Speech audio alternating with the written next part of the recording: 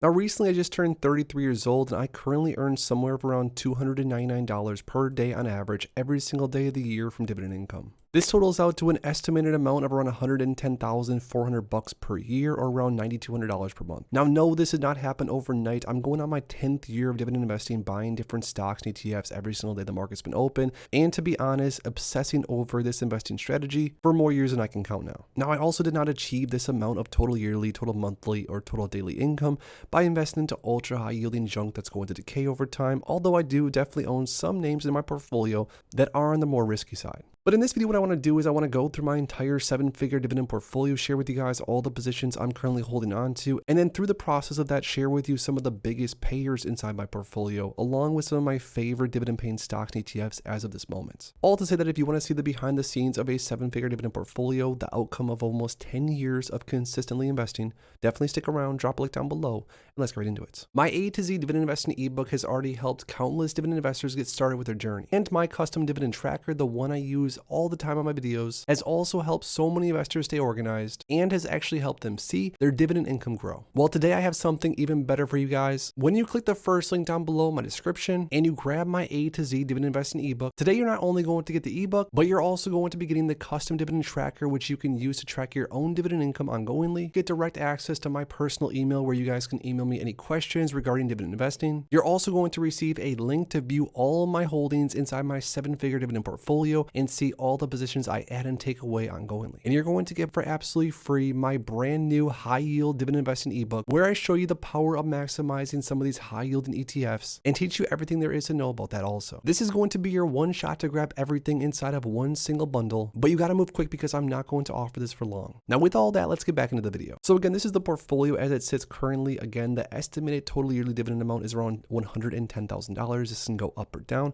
depending on dividend increases, decreases, etc., etc. Now, as of right now, I currently have over 50 positions in the portfolio.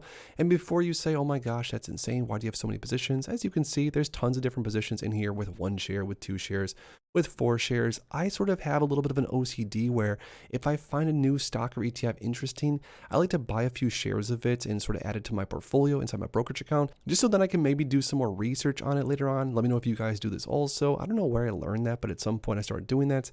And because of that, I own tons of different positions with 16 shares, 18 shares, etc., etc. But the overall core portfolio is definitely made up of maybe 20 to maybe 30 different positions. Again, probably well over diversified, although I promise you I have a strategy behind this portfolio, which I'm going to share with you what my strategy is right now. My overall strategy, again, this does not mean that it's the right strategy or a strategy you guys might apply to your own portfolio, but my overall strategy is to buy into different dividend paying stocks and ETFs that either offer a lot of cash flow from day one, stable cash flow at that, and or offer a lot of growth upside potential, like Apple, for example, which has grown like crazy over the past several years that I've been holding on to it. But along with that, I want to hold on to some names at least that offer dividend growth too, so that the portfolio can grow in dividend income without me even buying more shares in the future. Now, sort of as a bonus, I also want to make the portfolio as tax friendly as possible. This portfolio is not in a tax sheltered account. I repeat, all these different positions are inside of taxable brokerage accounts. Now, because that's my clear-cut objective, it's sort of easy to know what different names more or less fit inside the portfolio. And that's why I always tell new investors to build out an objective, build out a strategy before you actually start investing, so then you can kind of see what fits inside the portfolio and what doesn't fit. Now, I also have to be very clear that this portfolio is a constant work in progress. There's several names I'm scrolling through right now that I'm looking to get rid of very soon here.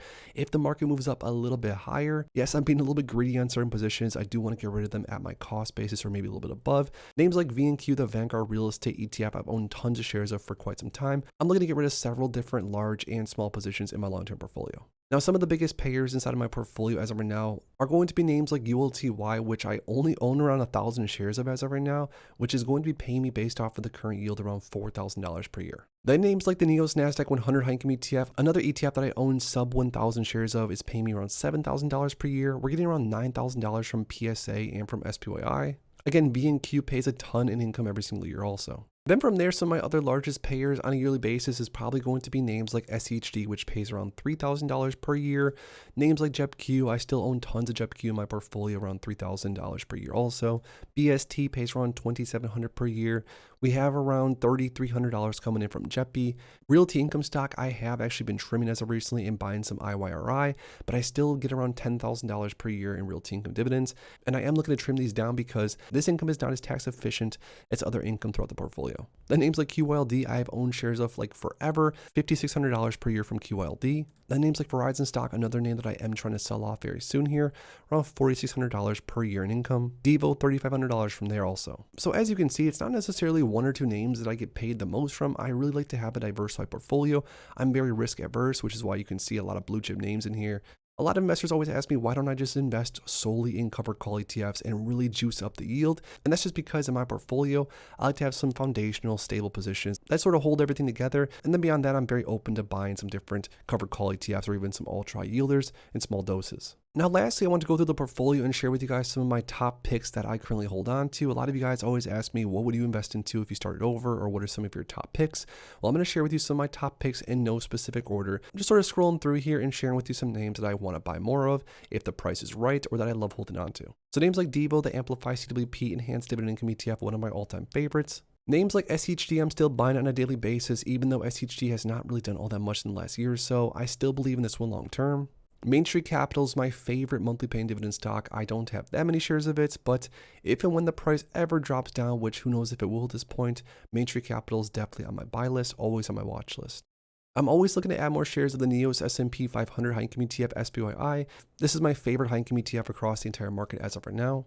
FDVV, the Fidelity High Dividend ETF. I only own a few shares of this one, but also on my top list as far as dividend growth ETFs and always on my watch list.